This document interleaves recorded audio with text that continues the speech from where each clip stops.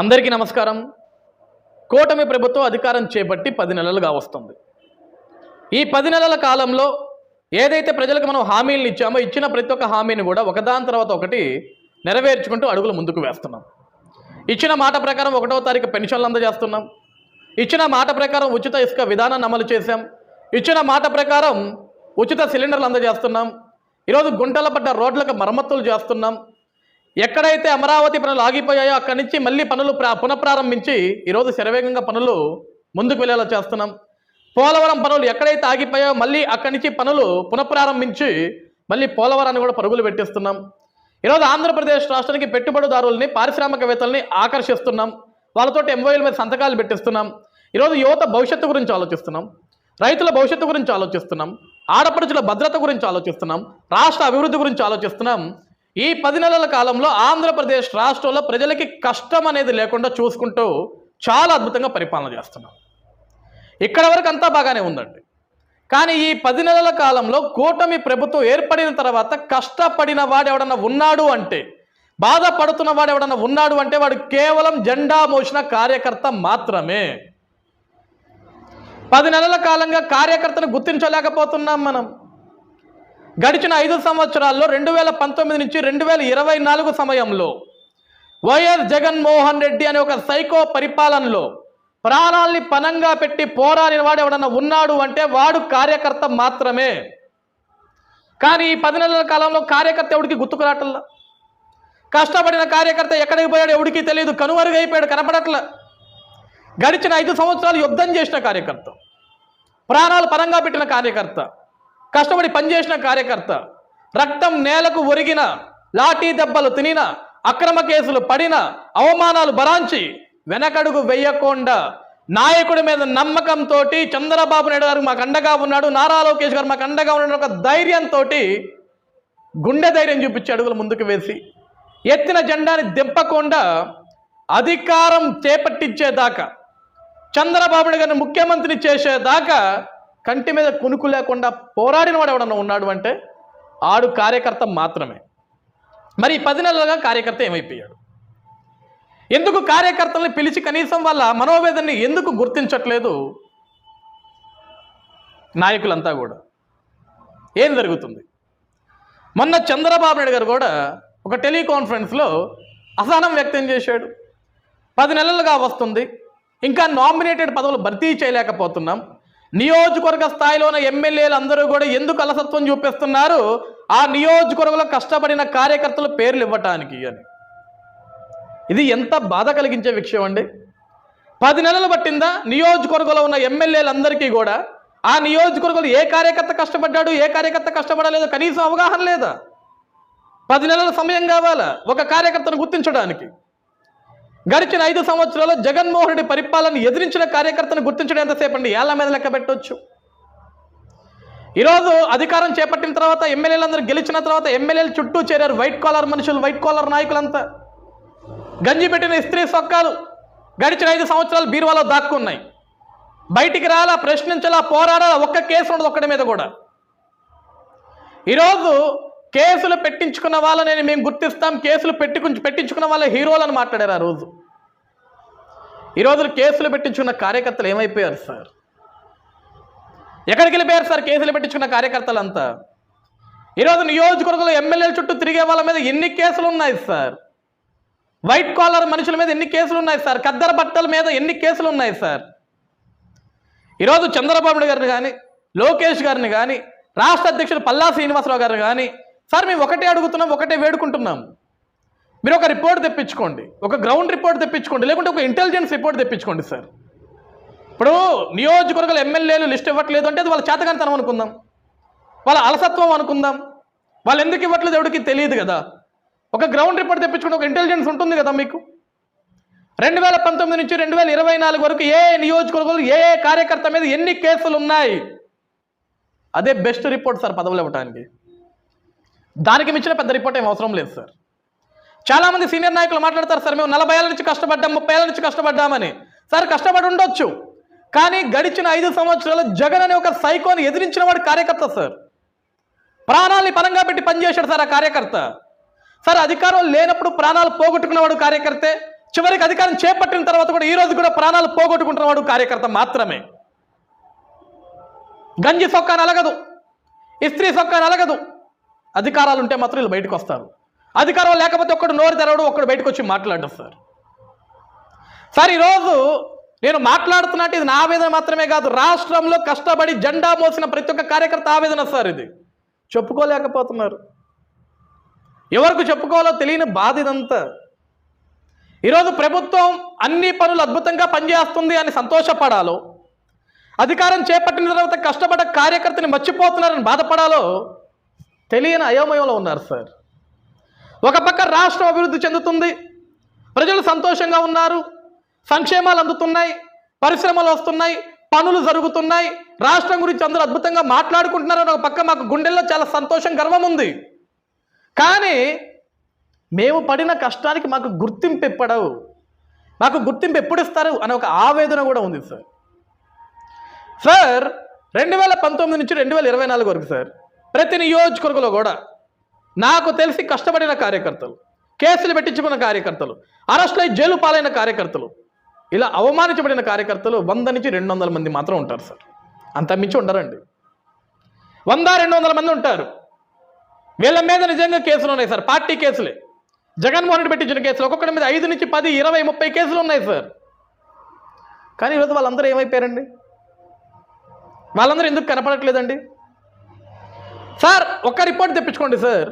ఈ రోజు వరకు గెలిచిన శాసనసభ్యులందరూ కూడా తమ తమ నియోజకవర్గంలో గడిచిన 5 సంవత్సరాల్లో కష్టపడిన కార్యకర్తలని పిలిచి వాళ్ళ మీద కేసులు రిపోర్ట్ తెప్పించుకొని, మీ మీద ఇన్ని కేసులు పడ్డాయి, పార్టీ కోసం మీరు ప్రాణం పెట్టి పనిచేశారు, మీకు న్యాయం చేయాల్సిన బాధ్యత మా మీద ఉంది, మీకు ఏం కావాలి, మేము ఏం చేయమంటారు, కనీసం పిలిచి అడిగిన ఎమ్మెల్యేలు ఉన్నారా సార్ ఈరోజు వరకు? ఏ ఒక్క కార్యకర్తనైనా సరే పిలిచి అడిగిన ఎమ్మెల్యేలు ఉన్నారా? ఉంటే చూపించండి సార్. కార్యకర్త ఆవేదన కూడా అదే సార్. కనీసం పిలిచి మాట్లాడట్లేదు, పిలిచి అడగడం లేదు. నీ మీద ఇన్ని కేసులు ఉన్నాయిరా, నీ పరిస్థితి ఏంటి, నీకేం చేయాలి, నీకు ఏమైనా న్యాయం చేయాలా, ప్రతి నెల నీ కుటుంబం ఎలా గడుస్తుంది, నేను అండగా ఉన్నా, నీకు ఒక పని చేసి పెడితే ఇది చేసుకోపో అని చెప్పేసి కనీసం పిలిచి అడిగిన వాళ్ళు లేరు సార్. బాధ ఉండదండి కార్యకర్తకి? అసహనం వ్యక్తం చేయడానికి కార్యకర్త? సార్ ఈరోజు గట్టిగా ఒక విషయం చెప్పమంటారా నన్ను? ఒక రాష్ట్రానికి కష్టం వచ్చినప్పుడు ప్రజలందరికీ గుర్తొచ్చే వ్యక్తి ఎవరైనా ఉన్నారు అంటే అది నారా చంద్రబాబు నాయుడు గారు మాత్రమే. అదేవిధంగా పార్టీ కష్టకాలంలోకి వెళ్ళిపోయినప్పుడు పార్టీకి గుర్తొచ్చే వ్యక్తి ఎవరైనా ఉన్నాడు అంటే వాడు జెండా మోసే కార్యకర్త మాత్రమే. రాష్ట్రం కష్టంలో ఉంటే చంద్రబాబు నాయుడు గారు కావాలి, పార్టీ కష్టంలో ఉంటే కార్యకర్త కావాలి. ఈరోజు చంద్రబాబు నాయుడు గారు ఒక్కళ్ళే కష్టపడి రాష్ట్రం కోసం పరితపించి పరిశ్రమలు తెచ్చి, పెట్టుబడులు తెచ్చి, రోడ్లు వేసి, నిర్మాణాలు చేసి, రైతులను కాపాడి, మహిళలను కాపాడి, యువత కోసం నిరంతరం ఆలోచించి 24 గంటలు అదే పని మీద కష్టపడుకుంటూ వెళ్తే ఒక్క చంద్రబాబు నాయుడు గారు మాత్రమే కష్టపడితే పని అవ్వదండి. ఇక్కడ 2019లో మనం ఏమి పనులు చేయక ఓడిపోలేదండి, గుర్తుపెట్టుకోండి.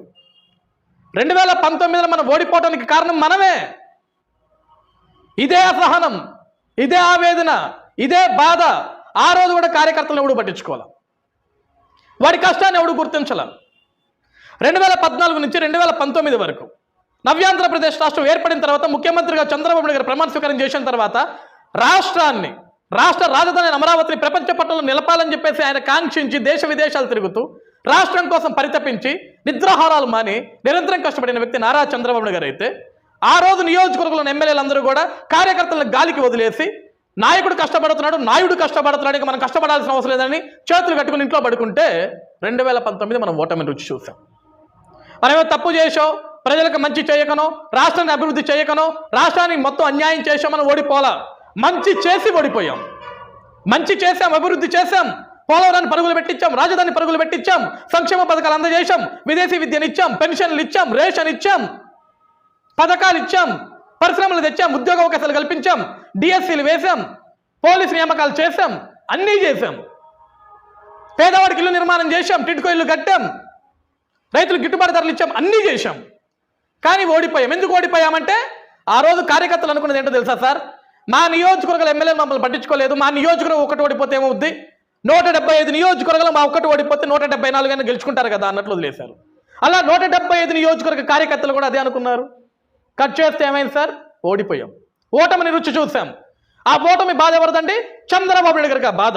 ఎందుకంటే అప్పుడే పుట్టిన బిడ్డ అమరావతి, అప్పుడే ఏర్పడిన కొత్త రాష్ట్రం నవ్యాంధ్రప్రదేశ్, దానికోసం ప్రాణం పెట్టి పనిచేసిన వ్యక్తి నారా చంద్రబాబు నాయుడు గారు అయితే ఆయన కష్టాన్ని బూడిదలో పోసిన పన్నీరుగా మార్చేశారు ఆ రోజు.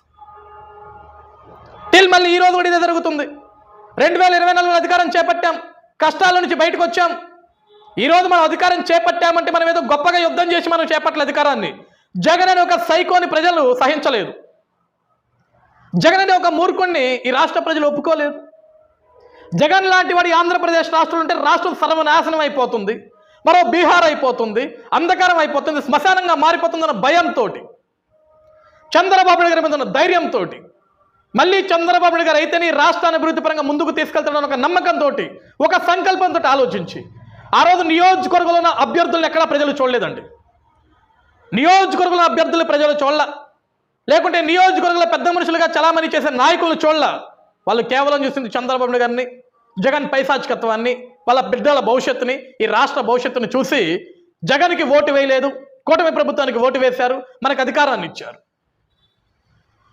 ఈ రోజుకి కూడా మనం కార్యకర్తలను గుర్తుంచుకోకపోతే మళ్ళీ అదే తప్పు చేస్తున్నాం సార్. 2019 మళ్ళీ రిపీట్ అయితే ఇక ఆంధ్రప్రదేశ్ రాష్ట్రం దేనికి పనికిరాదు సార్. జగన్ లాంటి చేతిలోకి వెళ్ళిపోతే రాష్ట్రానికి మంచి చేయడం ఒకటే కాదండి, ప్రభుత్వం లేనప్పుడు, అధికారం లేనప్పుడు కష్టపడిన కార్యకర్తకి ఫస్ట్ పెద్దపీట వేయండి, ఆయన్ని గుర్తించండి. కష్టపడిన కార్యకర్తని గుర్తించడానికి 10 నెలలు, 20 నెలలు, 3 సంవత్సరాలు, 4 సంవత్సరాలు అవసరం లేదు సార్. అధికారంలోకి వచ్చిన తర్వాత వెంటనే 1 నెల రోజులు టైం గ్యాప్ తీసుకొని ఎవరు కష్టపడ్డారు, ఏ గ్రామంలో ఎవరి మీద ఎన్ని కేసులు ఉన్నాయి సార్. ఒక నియోజకవర్గానికి 4 నుంచి 5 మండలాలు ఉంటాయి సార్. ప్రతి మండలంలో ఏ కార్యకర్త ఎంత కష్టపడ్డాడు ఆ మాత్రం తెలుసుకోవడం అంత పెద్ద విషయమా? ఎన్ని రోజులు తెలుసుకుంటారు? ఇప్పటికన్నా పద్ధతులు మార్చుకోండి.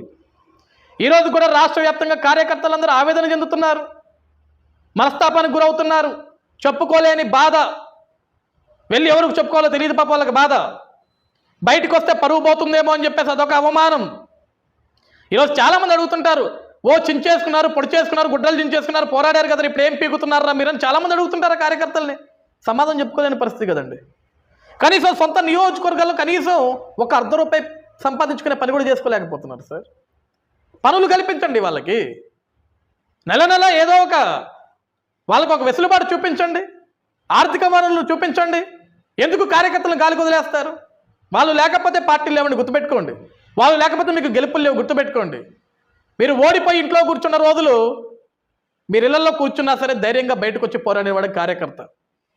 వాడిని మర్చిపోతే మాత్రం చాలా తీవ్ర పరిణామాలు ఎదుర్కోవాల్సి వస్తుంది. అది మన రాష్ట్రానికి మంచిది కాదండి. కాబట్టి దయించి కార్యకర్తల గురించి ఆలోచించండి. ఈరోజు నియోజకవర్గ ఎమ్మెల్యేలందరూ కూడా ఆలోచించండి. మేము ఈ నియోజకవర్గాల్లో కష్టపడిన కార్యకర్తలను గుర్తించడం పెద్ద విషయం ఏమీ కాదు.